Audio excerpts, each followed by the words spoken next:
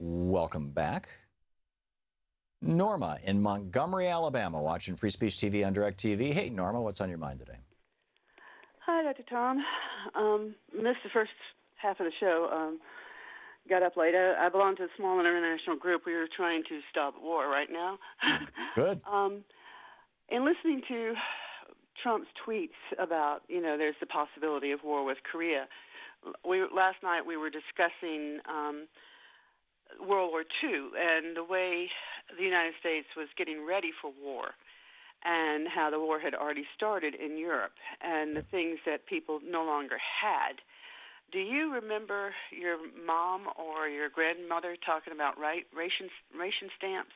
Oh, yeah, both my parents. My dad turned 17 in 44, I guess it was, and enlisted in the Army right out of high school and was ready to go off to the war. And the war ended while he was in basic training. And so he went to Japan as part of the occupation forces. And so they were, just to give you a sense of their age. And my mom was 2 years older than my dad. So both of them sort of grew up in the tail end of the Great Depression and lived through World War II as teenagers.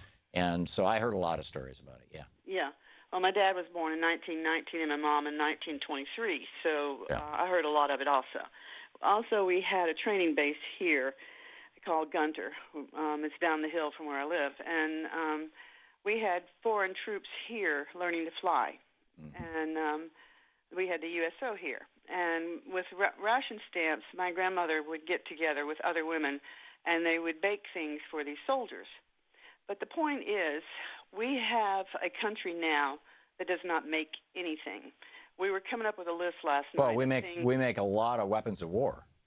Correct. It's the only thing we export. But we import a great deal of our food. Most people don't realize that. Yep. Yep. And I happen to be fond of my coffee. I have been posting this, I need coffee. Please join the Merchant Marines. Do you remember the Merchant Marines? I do. My brother-in-law was a sea captain in the Merchant Marines for 40 years. Just retired. My cousin's grandson is a lieutenant in the Merchant Marines. And if we were to just suddenly go to war, how well is this country prepared to take care of the civilians? The big question that we came up with is, where are the pharmaceutical prescription drugs made? And I was digging in the cabinet. I've been fighting sinus infection. In fact, right now I'm recovering from sinus surgery. One of the prescriptions I got is made in India. Do you remember the battle Bernie had over trying to get us to be allowed to import drugs? Right, from Canada. And they said, oh, if they're made outside the country, they're not safe. Yeah, I have I'm sitting here with a prescription made in India. Yeah. Okay, we go to war. We're not prepared here in this country because we do not have enough pharmaceutical companies to even make blood pressure medicine, insulin, or the EpiPen. That's correct. The vast majority of pharmaceuticals sold in the United States are not manufactured in the United States. Only a very small minority are. So let's put out a call. Everybody join the Merchant Marines.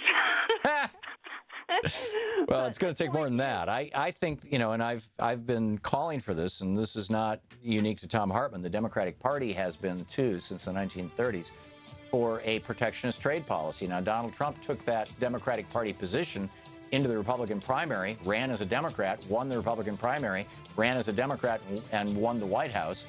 And I think all of us need to be, whether Trump is for it or not, we need to go, although he seems not to be so much anymore. We need to have, we need to bring our jobs back home in our factories. Thank you, Norma.